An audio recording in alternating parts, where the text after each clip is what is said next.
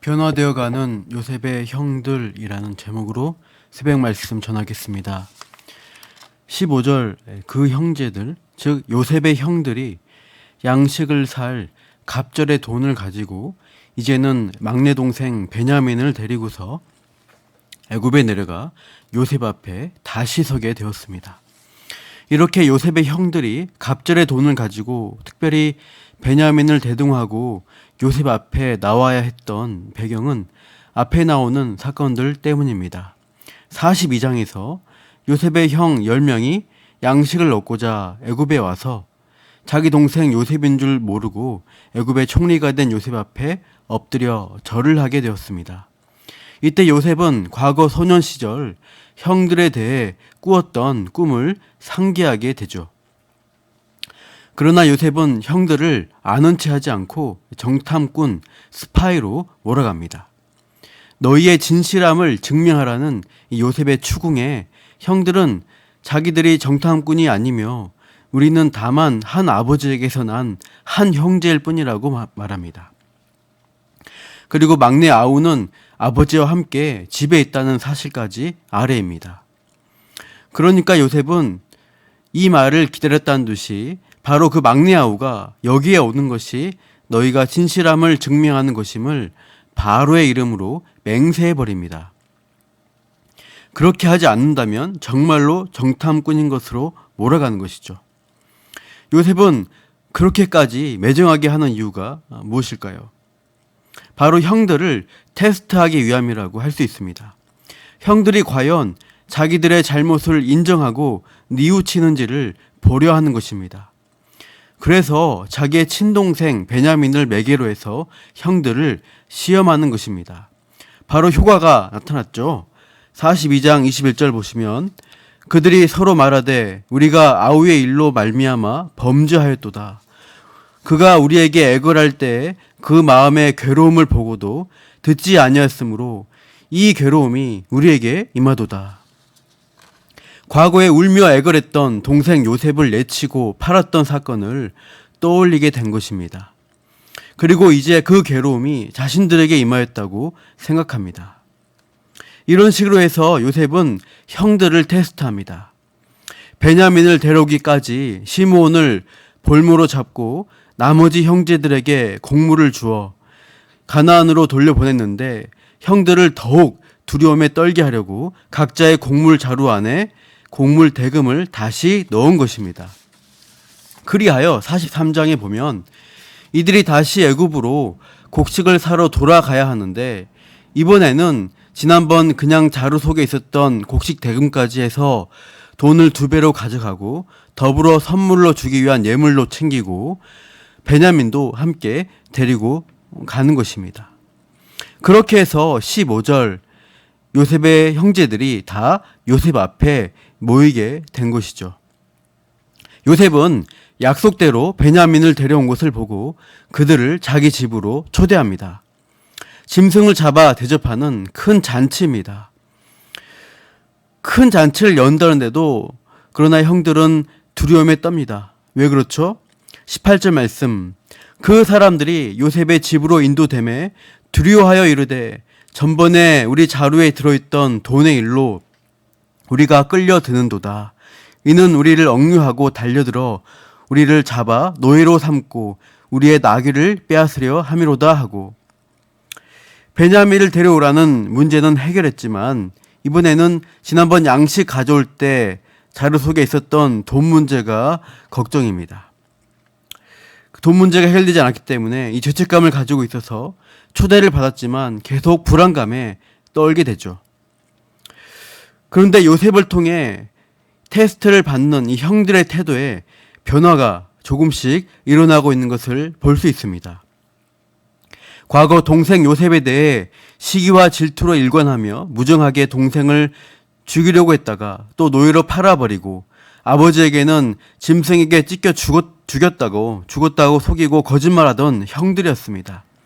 그런데 이제는 자루 속에 들어있었던 돈에 대해 속이려 하지 않고 정직하게 고백하는 모습을 볼 수 있습니다. 본문 19절부터 22절까지인데요. 그들이 요셉의 집 청지기에게 가까이 나아가 그 집 문 앞에서 그에게 말하여 이르되 내 주여 우리가 전번에 내려와서 양식을 사가지고 요간에 이르러 자루를 풀어본즉 각 사람의 돈이 전에 그대로 자루 아귀에 있기로 우리가 도로 가져왔고 양식 살 다른 돈도 우리가 가지고 내려왔나이다. 우리의 돈을 우리 자루에 넣은 자는 누구인지 우리가 알지 못하나이다. 계속 반복해서 우리라고 합니다. 우리, 분열되지 않은 하나된 모습, 한 운명 공동체로 단결하는 모습을 우리라고 부르는 것으로 볼 수 있습니다. 이제 누구 하나 내치거나 희생시키려는 게 아닌 연대 책임을 지려는 태도로 정직하게 자신들의 돈 문제를 청지기에게 고백하는 것이죠. 그러자 요셉의 청지기는 오히려 모른 척하면서 23절 안심하라 두려워하지 말라고 합니다. 요셉 측은 이미 돈을 받았다고 진술하며 심지어 이 애굽 사람 청지기의 입으로 너희 아버지의 하나님이 너희 자루에 넣어주신 것이라 하는 말까지 듣습니다. 이 형들은 지금까지 일어난 일들, 의심받을 만한 일들이 하나님이 과거에 자신들의 죄에 대해서 벌 주시는 것으로 여겨졌을 텐데 이런 청지기의 말을 듣고 하나님이 벌이 아니라 상을 주시고 복을 주시나 이렇게 헷갈리기 시작하겠죠. 게다가 23절 끝에 보면 볼모로 잡혔던 시몬까지 풀려 나오는 것을 볼 수 있습니다. 그래서 이제는 정말로 정탐꾼이라는 의혹에서 풀려났구나. 베냐민은 물론 시몬까지 함께 양식을 구해서 평안하게 집으로 돌아갈 수 있게 되었구나 하는 생각하며 점차 안심하게 되었을 것입니다. 이제 마음을 놓고 즐기게 됩니다. 34절 끝에 보면 그들이 마시며 요셉과 함께 즐거워했다고 되어 있습니다. 이렇게 형들에게 조금씩 변화된 모습이 있지만 사실 요셉의 본격적인 테스트는 이제 시작입니다. 요셉은 아직 본색을 드러내고 있지 않습니다.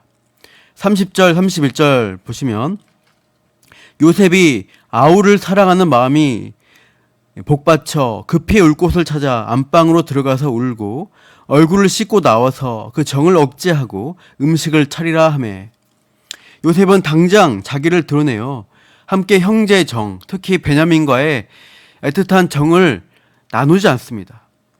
그 정을 억제합니다. 왜죠? 이 잔치는 테스트를 위한 전초 작업이기 때문입니다. 33절 보시면 요셉은 자기 동생 베냐민에게는 다른 형들의 5배의 음식을 주도록 합니다. 과거에 형들의 시기심을 유발했던 채색 옷처럼 한 사람에게 특별 대우를 함으로써 은근히 형들의 시기심을 유발하려고 했을지도 모르겠습니다. 그런 과정들을 거쳐서 44장 1절 2절 보시면 다시 가나안으로 보냅니다. 역시 각자의 자루에 양식을 채우고 또 돈을 넣습니다.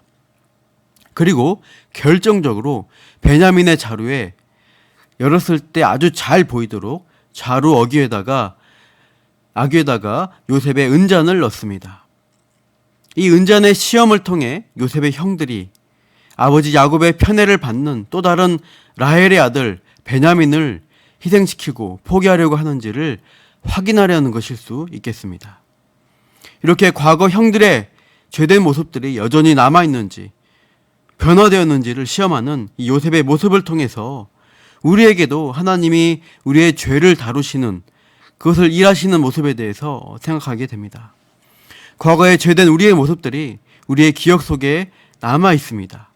어릴 적 사탕을 훔쳐보기도 했고 거짓말도 곧잘 했습니다.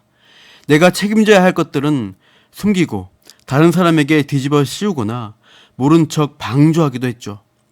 이웃의 아픔도 모른 척하고 나만 괜찮으면 된다고 여겼던 그런 모습들 생각해 볼 때 참 부끄럽습니다.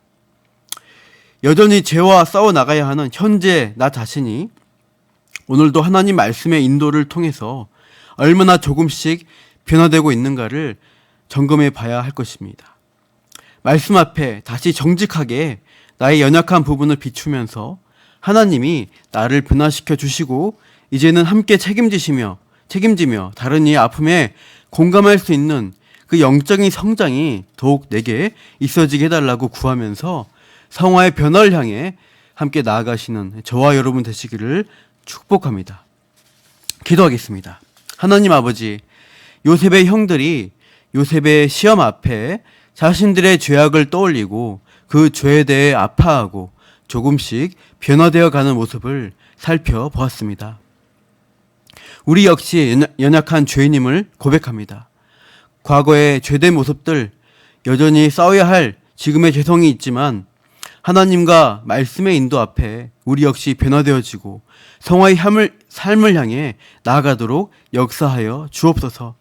오늘도 그렇게 우리 삶 가운데 일하시는 하나님을 기대하며 감사하며 이 모든 말씀 예수님의 이름으로 기도합니다. 아멘.